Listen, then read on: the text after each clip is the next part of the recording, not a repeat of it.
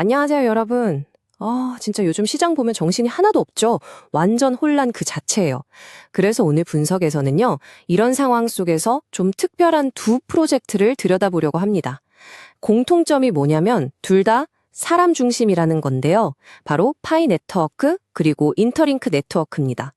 이 둘을 전략적인 관점에서 한번 비교해 볼게요. 자, 시작하기 전에 늘 그렇듯이 이거 먼저 짚고 넘어갈게요. 오늘 내용은 어디까지나 자료 분석이고요. 절대로 투자 조언이 아닙니다. 특히 오늘 다룰 프로젝트들은 무료로 참여할 수 있긴 하지만 그렇다고 해서 공짜는 아니죠.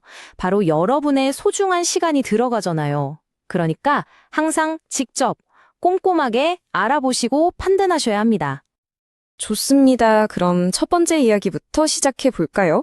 지금 암호화폐 시장 핏빛 바다라고 해도 과언이 아니죠. 그런데 왜 하필 이런 상황에서 파이 네트워크 이야기부터 꺼내는 걸까요? 그 이유가 좀 기묘하거든요. 한번 같이 보시죠. 요즘 변동성 정말 장난 아니죠? 하룻밤 사이에 1조 원이 넘는 돈이 그냥 증발해버렸어요. 파생상품 시장에서 롱 포지션이 그냥 와르르 무너진 거죠. 웬만한 알트코인들은 다 속수무책으로 떨어지고 있는데 이상하게도 이 와중에 좀 다르게 버티는 프로젝트가 하나 눈에 띄더라고요. 자, 이 그래프를 한번 보세요. 차이가 확 느껴지시죠? 왼쪽이 이더리움, 솔라나 같은 메이저 알트코인들인데 와, 마이너스 70%입니다. 거의 3분의 1 토막이 난 거죠. 그런데 오른쪽 파이 네트워크를 보면 물론 빠지긴 했지만 마이너스 20% 수준에서 상대적으로 잘 버텨주고 있어요. 다른 코인들이 막 4, 5%씩 우수수 떨어질 때도 파이는 좀 덜 빠지거나 오히려 버텨내는 그런 이상한 모습을 꽤 자주 보여줬단 말이죠.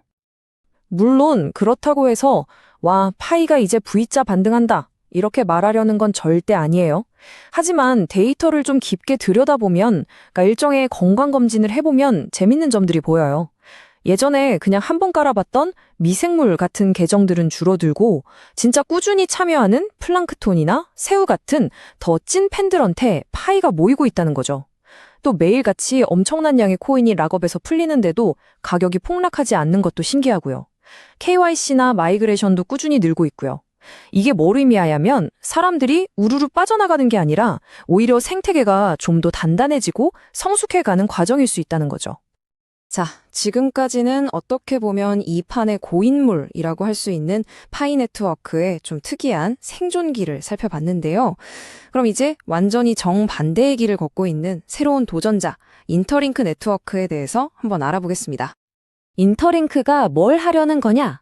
한마디로 진짜 사람들의 인터넷을 만들겠다는 거예요. 여러분, 요즘 인터넷 보면 이게 진짜 사람이 쓴 글인지 AI가 만든 건지 아니면 봇이 돌리는 건지 헷갈릴 때 많잖아요? 딥페이크도 너무 무섭고요. 인터링크는 바로 이 문제, 온라인에서 내가 진짜 사람이다 라는 걸 증명하는 이 근본적인 문제를 풀려고 하는 겁니다. 그럼 이걸 어떻게 하느냐? 과정은 이렇습니다.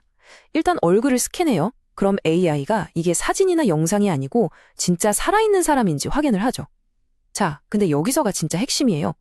영지식 증명이라는 기술을 쓰는데요. 이게 뭐냐면 내 얼굴 데이터를 서버에 보내지 않고도 나는 진짜 사람입니다 라는 것만 딱 증명해 주는 거예요. 진짜 마법 같죠? 내 개인정보는 안전하게 지키면서 시스템은 가짜 계정들을 확실하게 걸러낼 수 있게 되는 거죠. 그러니까 인터링크는 우리가 흔히 생각하는 그런 코인 프로젝트랑은 좀 결이 달라요. 거대한 소셜 금융 인프라를 깔겠다는 거죠. 신원 확인, 신용, 결제까지 하나로 합친 디지털 지갑을 만들고요. 이걸 이더리움이나 솔라나 같은 다른 블록체인하고도 다 연결되게 설계했어요. 시작부터 우리는 규제 다 지킬 거고 투명하게 할 거다라고 선언한 거나 마찬가지예요. 구글 스타트업 프로그램 지원도 받고 심지어 나스닥 상장까지 목표로 하고 있다니 방향성이 아주 명확하죠. 자, 이제 두 프로젝트를 나란히 놓고 한번 볼게요. 이 둘을 라이벌이나 경쟁자로 보기보다는 같은 산 정상을 오르는데 한쪽은 사람들이 많이 다니는 넓은 길로, 다른 한쪽은 전문가가 설계한 안전한 길로 가는 그런 느낌으로 보시면 될 것 같아요. 바로 이 표가 핵심입니다.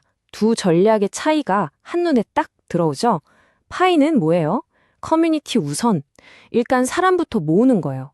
수천만 명의 엄청난 유저 풀을 만들고 이 힘으로 자, 이제 우리랑 일해봅시다 하고 제도권의 문을 두드리는 거죠. 반면에 인터링크는 인프라 우선.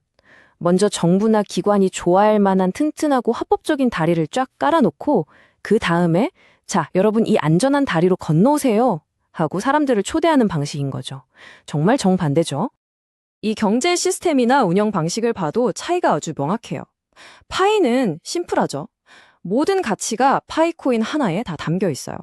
그런데 인터링크는 토큰을 두 개로 쪼갰어요. 하나는 사용자들한테 보상으로 주는 거고 다른 하나는 이 시스템을 굴리는 데 쓰는 인프라용 토큰이에요. 왜 이렇게 복잡하게 했을까요? 생태계를 더 안정적으로 만들고 가치 변동을 관리하려는 굉장히 전략적인 설계라고 볼 수 있습니다. 의사결정 방식도 달라요. 인터링크는 나중에 인증된 사람 한 명당 한 표를 주겠다는 목표가 뚜렷해요. 돈 많은 사람이 아니라 진짜 사람 한 명 한 명의 의견을 듣겠다는 거죠. 자, 그럼 여러분은 어떻게 하시겠어요? 파이냐, 인터링크냐? 둘 중 하나를 골라야 할까요? 아닙니다. 바로 여기서 오늘 분석의 핵심, 듀얼 전략이라는 개념이 등장합니다. 핵심 전략은 바로 이거예요. 둘 다 해라. 그리고 지켜봐라. 과연 어느 쪽이 사람과 기관을 연결하는 진짜 다리가 될 것인가? 둘 중 하나를 찍는 게 아니라 두 개의 가능성을 모두 열어두고 관망하자는 거죠. 아니, 왜 굳이 둘 다 하냐고요? 이게 굉장히 합리적인 이유가 있습니다. 첫째, 둘 다 결국 사람이 중심인 네트워크를 만들자는 큰 그림은 같아요. 둘째, 그리고 이게 제일 중요한데 참여하는데 돈이 안 들어요. 무료잖아요.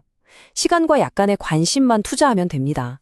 요즘처럼 하루아침에 돈이 사라지는 시장에서 내 피 같은 돈을 쓰지 않고도 디지털 신원의 두 가지 다른 미래에 대한 옵션을 그것도 공짜로 쥐게 되는 셈이니까요. 이거야말로 최고의 리스크 관리 아닐까요? 자, 이제 슬슬 마무리할 시간입니다. 결국 이 두 프로젝트는 우리에게 하나의 큰 질문을 던지고 있어요. 당신의 미래를 어떻게 해지할 것인가? 커뮤니티의 힘을 믿을 것인가? 아니면 잘 설계된 규제를 따를 것인가?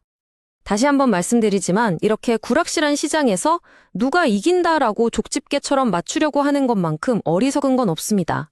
가장 현명한 움직임은요, 승자를 고르는 게 아니라 다가올 미래에 대한 여러 가지 옵션을 들고 있는 겁니다. 마지막으로 이 질문을 여러분께 던지면서 오늘 분석을 마치겠습니다. 미래의 신뢰는 과연 어디에서 만들어질까요? 수천만 명이 모인 거대한 커뮤니티의 힘일까요? 아니면 처음부터 빈틈없이 설계된 규제 준수의 힘일까요? 과연 무엇이 미래의 신뢰를 쌓아 올릴지 정답은 아직 아무도 모릅니다. 그렇기 때문에 두 가지 가능성을 모두 지켜보는 것이 지금 우리가 할 수 있는 가장 현명한 선택일 겁니다.